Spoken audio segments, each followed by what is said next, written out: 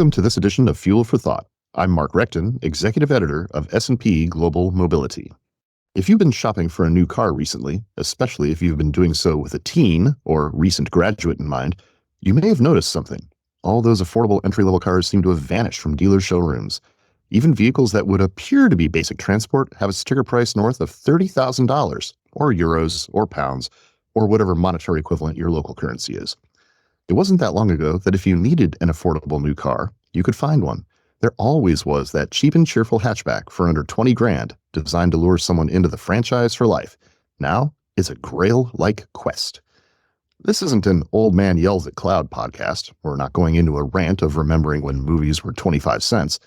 The sea change when affordable new cars could be had happened barely on the other side of the pandemic.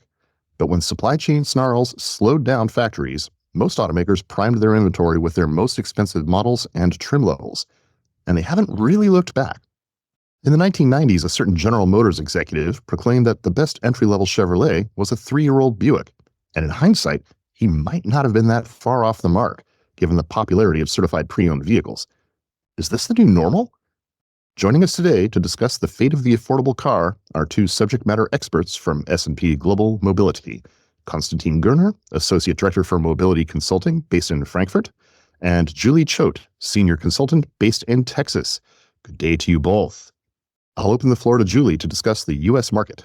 I guess we'll just make this as wide open as possible. What has happened to the affordable car, and why? Vehicle manufacturers are prioritizing those larger vehicles, SUVs, pickup trucks, because that's really where the consumer has shifted with the lifestyle changes we've seen in the U.S., backpacking, road trips, etc. And those SUVs and pickups come with higher price tags, higher trim levels, and more content. And as the pandemic shortages showed, consumers are willing to pay that. However, now that supply chain issues have eased a little bit, we're still seeing the higher price tags. We're still seeing dealers tag on discretion fees, higher interest rates, which are all going into that affordability. You have the MSRP.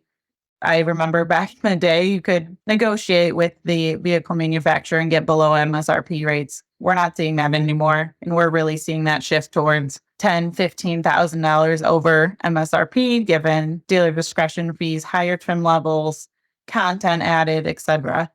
The other part of that is we're seeing vehicle manufacturers slashing base trim options on vehicles. Ford Bronco and the Chevy Silverado no longer have the entry-level base trim, as well as the initial prices that were posted when they were going to launch the vehicles are now $10,000 to $15,000 over that. The Silverado, I think, started at $42,000. Now it's up and above $50,000. So we're really seeing pricing pressures. However, we do see the flip side of Tesla is slashing prices. So there's almost becoming a little bit of a price war going on. However, the average MSRPs are still elevated in that $40,000 to $60,000 range. Okay, so a quick follow-up. We know these profit margins in entry-level segments are super thin. Yeah. But wasn't it always the truism that those cars were meant to be loss leaders, designed to bring someone into the brand, whereupon they became loyalists as they elevated through their life stages? I would say yes. They were initially to get people coming into that brand, the young teens driving the cars, getting that first vehicle out of college, something that people can afford. However, those SUVs are becoming the statement vehicle for a lot of consumers, and those do come with that higher price tag. Okay, so let's move to Konstantin to talk about Europe, which is a different dynamic than America, in that small doesn't always equal cheap. Many people across all demographic strata buy small vehicles because they live in cities with narrow streets, parking is at a premium, etc. And yet, we are seeing an exodus by automakers away from those A and B segment vehicles. What is driving those decisions? Yeah, when we look at the European side, the smaller cars haven't just been volume or cheaper cars. We've seen a lot of the traditional premium manufacturers have offerings in the A and B segments. For example, Audi is still active with the Audi A1 or the Audi Q2. We see Mercedes with some vehicles in the smaller segments as well. So this is something that's really been, over the past couple of years, an important staple for all of the different manufacturers, whether they're premium or volume manufacturers. Now, we've noticed a change in the lineups, and there are a couple of reasons for this. The main one being the profitability, or when we look at it from the OEM side, where we've seen a lot of OEMs starting to prioritize on the profitability side of things. So just for example, Mercedes has stated quite clearly in their strategy that they would be focusing on profitability. So that means, focusing on the S-Class segment, G-Class segment. We're also their new EQ brand. Audi, for example, I just mentioned the A1 and Q2. Those are two vehicles that we are seeing probably ending within the next 3 to 4 years. So these are just some examples of some OEMs shifting their focus from a lot of these low margin, high volume cars more into segments where the profitability is much higher. And one of the main reasons why that is the case is because the OEMs need to finance their move towards BEVs, right? So we see a lot of shifts towards electrification throughout the world, but especially in Europe. So what we've seen is that a lot of the OEMs have now reconsidered their profitability margins and thus have moved their focus more onto the higher priced vehicles such as Mercedes or Audi, which I just mentioned. Another aspect that's important to consider, it sort of goes a bit hand in hand with the profitability side, is also the overall cost side of producing the vehicle. So we see that a lot of stricter emission norms have come across in Europe, and we obviously expect these to become stricter as well in the future. So if you talk about increasing the cost of a car by 500 euros, 1,000 euros, that's going to impact the smaller segments much, much worse than some of the bigger cars, which are going to cost, 80,000, 100,000. Where it's not going to be as big a deal. And in addition to the emission norms, we see, increased crash tests or more complex crash testing. We see other regulations. We also see some local content rules, for example, which could make vehicles more expensive. So we've seen a lot of movement from, different angles that are going to drive up the prices of vehicles or the cost of manufacturing them. And that's going to hit the smaller vehicles even more so and bringing down their profitability even more so. Even the European Union now, if we take a step back, as sort of the main regulatory body, have also started and adjusted some of their regulation. So the Euro 7 emission norms, for example, are going to be much less stringent than what we expected. The UK, for example, also has shifted back their ICE ban from 2030 to 2035. And a lot of these measures we are seeing are also these regulatory bodies sort of understanding the effect that their very tight regulations have on OEMs, but also on the end customer and consumer. So this is, again, something that's sort of as a result of this, where there's a much higher conscience now of regulatory bodies also being very understanding of the fact that this can increase prices further. So this also sort of goes hand in hand with the smaller segment vehicles being phased out. And then another aspect that's quite important, if we again look on the cost on the production side, is when we think about economies of scale, right? So at the moment, the OEMs are moving a lot of their investments towards BEVs. A lot of the production volume is also moving from ICE vehicles to BEVs. And in essence, if you have fewer vehicles on a certain platform, if you're going to decrease the production of the ICEs, this also leads to a higher cost per vehicle. And again, that's going to mainly hit the segments that have low profitability as it is. And maybe as a final point here on why we've seen a lot of manufacturers exiting the A and B segments is also that the customer sentiment has moved towards SUVs. So this is something Julie just mentioned for the US. We see a very similar trend in the European Union, where a lot of consumers are focusing now on SUVs. And that sort of brought a lot of focus on the C segment SUVs, and in turn has led the A and B segment hatchbacks to decrease in terms of customers wanting them. Okay, Konstantin, you open the door to electric vehicles here. And so let's talk about electric vehicles and affordability. There's been a price premium for electrification over similarly sized and contented internal combustion vehicles. We know this. But with government incentives, pricing parity is almost there in some cases. That said, an affordable entry-level electric vehicle remains pretty elusive. As a result, most EVs are the second car in a driveway. So let's start with Julie. What do we see in the US market in terms of creating an environment where an EV can be both affordable and a primary car in a household? We see price parity coming for that, average CD segment vehicle for EV to ICE around the 2030 or so timeframe.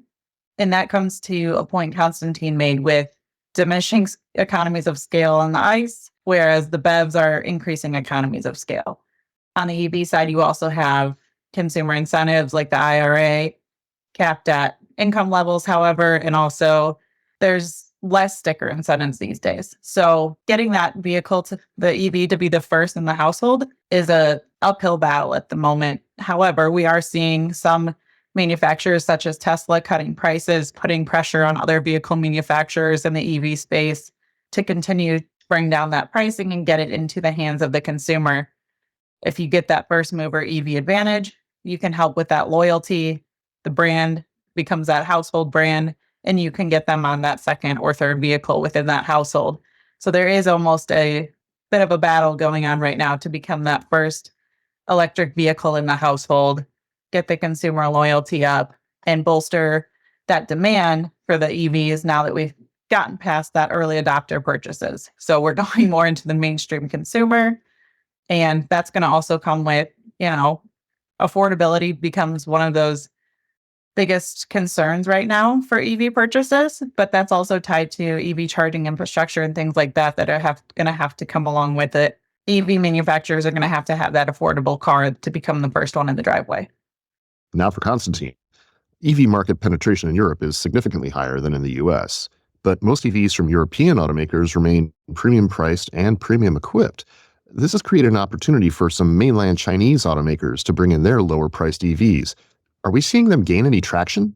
We certainly have seen some Chinese OEMs have success in Europe, so much even that the European Union announced that it would probe into Chinese manufacturers being subsidized by the Chinese government in China and discussing potential import tariffs, which caused a very big stir between the European Union and China. Also, when we sort of just look around within Germany, for example, if you consider the Munich Motor Show, which happened this fall, the main players there were from China, for example. Also, we've seen a lot of dealerships being established. So just if we consider here the area right around Frankfurt, we've seen, dealerships from brands such as MG or Aura. But what we've also seen is, some different types of dealerships.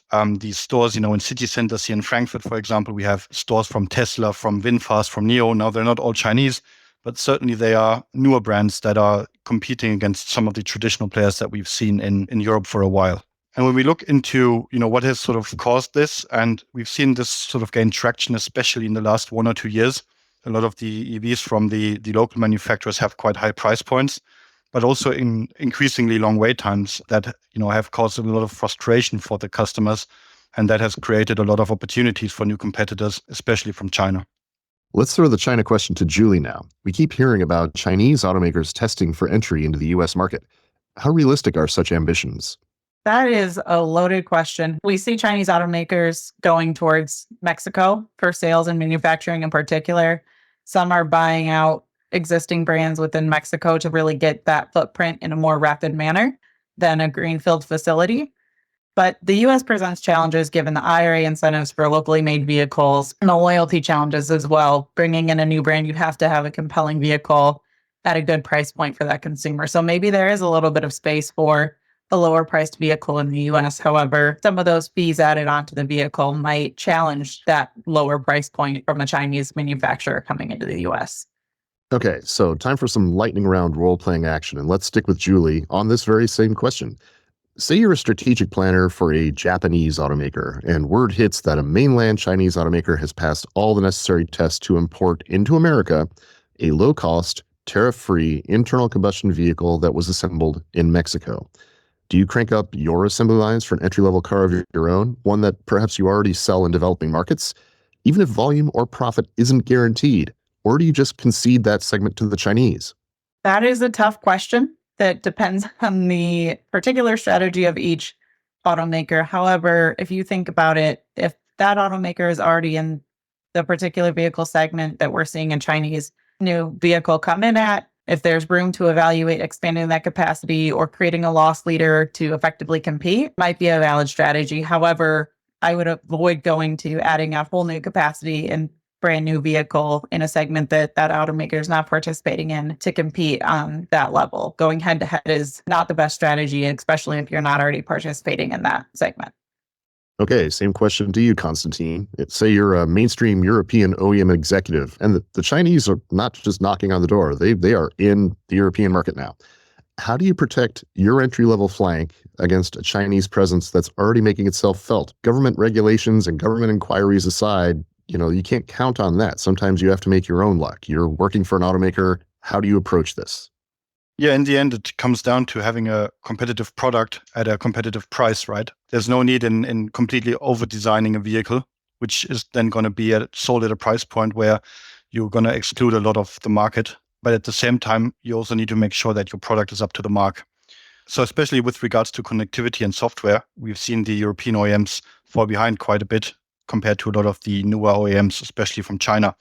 In the end, what probably the OEMs shouldn't do is start a price war with the Chinese OEMs, but rather the OEMs should concentrate on what they're good at. They know the customers that they have, so they should try everything to retain them. And at the same time, what we've also seen is that perhaps creative business models can increase the competitiveness of a product with regards to creative forms of ownership or leasing that can also help you in protecting against some of the newer OEMs. All right.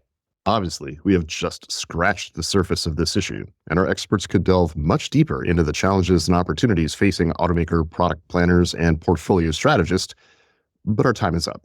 Thanks to our experts for joining us today, and thanks to you for listening. That was a lot to unpack, but I hope you all feel smarter and more informed for having tuned in.